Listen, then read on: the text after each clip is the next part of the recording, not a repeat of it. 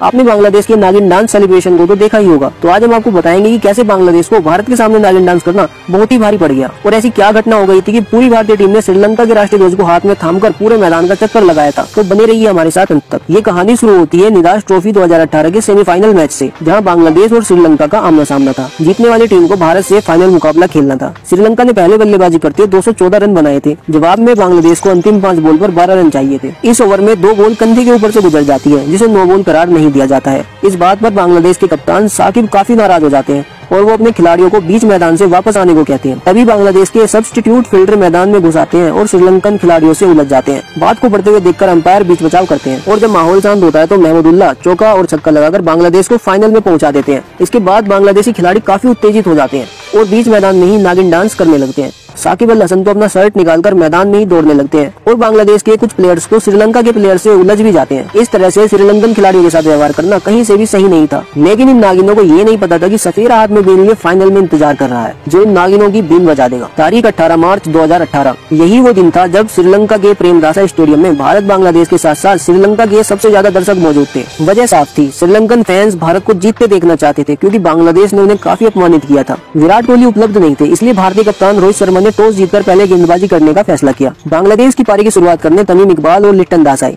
27 रनों के अंदर ही बांग्लादेश ने अपने दोनों ओपनर का विकेट गवा दिया। तमीम 15 रन बनाकर चहल का शिकार बने तो वहीं लिट्टन दास का काम वॉशिंगटन सुंदर ने 11 के निजी स्कोर पर तमाम कर दिया। यूजी चहल ने 10वें ओवर तक सौम्य सरकार और मुशफिकुर रहीम को पवेलियन भेजकर बांग्लादेश का स्कोर 68 पर 4 कर दिया। बांग्लादेश काफी मुश्किलों में दिख रही थी, लेकिन शब्बीर एक छोर पर लगे हुए थे। आउट होने से पहले शब्बीर रहमान ने 50 बॉल पर 77 रनों की ताबड़तोड़ पारी खेली और अंत में महमूदुल्लाह की 21 और मेहंदी हसन मिराज के 27 गेंदों पर 19 रनों की बदौलत बांग्लादेश 166 रनों पर पहुंच गया। अब बारी भारतीय बल्लेबाजों की थी। T20 में 167 रनों का लक्ष्य मुश्किल नहीं होता, लेकिन भारत के पास मध्य क्रम में विराट कोहली नहीं थे, इसलिए यहाँ से कुछ भी आसान नहीं होने वाला था। हालांकि शिखर और रोहित की जोड़ी ने भारत को आक्रामक शुरुआत दिलाई, लेकिन ये जोड़ी ज्यादा देर तक नहीं टिक पाई।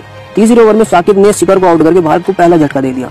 अगले ओवर में रुवेल ने रायना को 0 पर आउट करके भारत का स्कोर 32 रनों पर 2 विकेट कर दिया। अब सारी जिम्मेदारी रोहित के कंधों पर आ गई और उनका साथ देने आए केएल राहुल ने आते ही काउंटर अटैक करना शुरू कर दिया ताकि कप्तान के ऊपर से प्रेशर कम कर सके। अभी राहुल 24 के निजी स्कोर पर पहुंचे ही थे कि रुवेल ने 10वें ओवर में भारत को तीसरा झटका दे दिया। अब भारत 83 रन पर 3 विकेट गवा चुका था। यहाँ से भारत को 63 बॉलों पर 84 रन चाहिए थे। भारतीय कप्तान रोहित शर्मा अभी भी क्रीज पर जमे हुए थे, लेकिन दूसरे छोर पर उनका साथ निभाने मनीष पांडे की धीमी पारी ने रोहित शर्मा के धैर्य को चुनौती दे डाली और यहाँ से रनगति को बढ़ाने के प्रयास में रोहित शर्मा 56 के निजी स्कोर पर अपना विकेट गवा बैठे। जैसे ही नजमुल सलाम ने उन्हें आउट किया तो अपना फन फैलाकर रोहित के सामने ही नागिन डांस करने लगे, लेकिन अभी उनको ये अंदाजा नहीं था कि ये उन पर कितना भारी पड़ने वाला है। जैसे ही रोहित आउट हुए तो भारत को 40 बॉलों पर 69 रन बनाने थे। लक्ष्य अभी भी कठिन नहीं था, लेकिन मनीष पांडे और विजय शंकर बांग्लादेशी गेंदबाजी आक्रमण के सामने बेबस नजर आने लगे। यहीं से बांग्लादेश ने शिकंजा कसना शुरू कर दिया। भारत को अंतिम 18 बॉलों पर जीत के लिए 34 रन चाहिए थे और 18 ओवर लेकर आए मुस्तफिजुर रहमान। स्ट्राइक पर थे दिनेश कार्तिक से पहले बल्लेबाजी करने आए विजय शंकर। उस मैच को विजय शंकर अपने जीवन में कभी भूल ही नहीं पाएंगे, क्योंकि उस दिन उनके बल्ले से मानो गेंद ने दुश्मनी कर ली थी और देखते ही देखते विजय शंकर मुस्तफिजुर की 5 गेंदें बीट कर गए। 133 के स्कोर पर भारत ने अपना 5वां विकेट मनीष पांडे के रूप में उसी ओवर में गवा दिया। अब भारत यहाँ से मुश्किलों में फंस चुका था।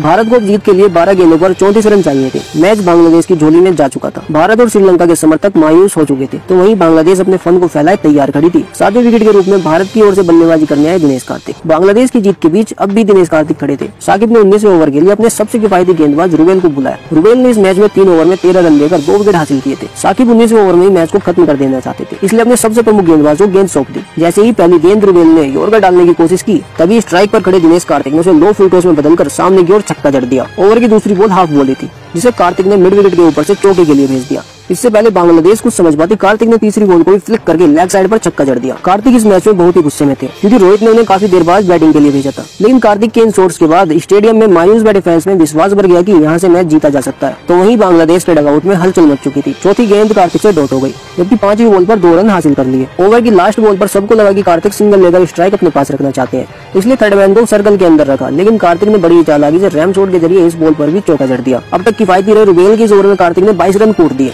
लेकिन मैच का असली रोमांच भी बाकी था, क्योंकि आज विजय शंकर भारत की जीत के सामने चट्टान बनकर खड़े थे। आज मानो उन्होंने कसम खाई थी कि गेंद को बल्ले से टच नहीं करना है। बांग्लादेश की ओर से अंतिम ओवर लेकर आए सौम्य सरकार। अब जीत के लिए भारत को 6 गेंदों पर 11 रन बनाने थे, लेकिन विजय शंकर ने पहली बॉल पर बल्ला जोर से घुमाया और फिर एक बार बीट हो गए। दूसरी गेंद को विजय ने किसी तरह अपने बल्ले से टच किया और तुरंत ही सिंगल के लिए दौड़ पड़े। अब स्ट्राइक पर थे दिनेश कार्तिक। सबको लग रहा था कि आज दिनेश कार्तिक ही मैच के हीरो बनेंगे, लेकिन तीसरी गेंद पर कार्तिक भी एक ही रन ले पाए और उन्होंने विजय शंकर पर ही भरोसा दिखाया। विजय शंकर फिर से स्ट्राइक पर थे, लेकिन भारतीय खेमा काफी निराश हो चुका था। सौम्य सरकार ने जैसे ही चौथी गेंद वाइड ओवर करने की कोशिश की तो विजय ने उसे गाइड करके चौका बटोर लिया। पूरे मैच में पहली बार विजय ने कॉन्फिडेंस वाला शॉट खेला था। अब 2 गेंद पर भारत को जीत के लिए मात्र 5 रन बना लेते। अब भारतीय खेमा काफी खुश दिखाई दे रहा था, लेकिन वहीं 5वीं गेंद पर विजय शंकर ने छक्का लगाने का प्रयास किया तो गेंद हवा में चली गई और बाउंड्री पर खड़े मेहंदी हसन मिराज ने जबरदस्त कैच लेकर भारत को फिर से बैकफुट पर धकेल दिया। इस मैच में ना जाने कितनी बार पासा पलटा, कभी लग रहा था कि बांग्लादेश जीत रहा है तो कभी लग रहा था भारत जीत रहा है, लेकिन अब सब कुछ दिनेश कार्तिक के हाथों में था, क्योंकि अब भारत को ड्रॉ के लिए चौके तो वहीं जीत के लिए छक्के की जरूरत थी। सौम्य सरकार ने आखिरी गेंद पर वाइड ओवर करने की कोशिश की, लेकिन कार्तिक भी तैयार थे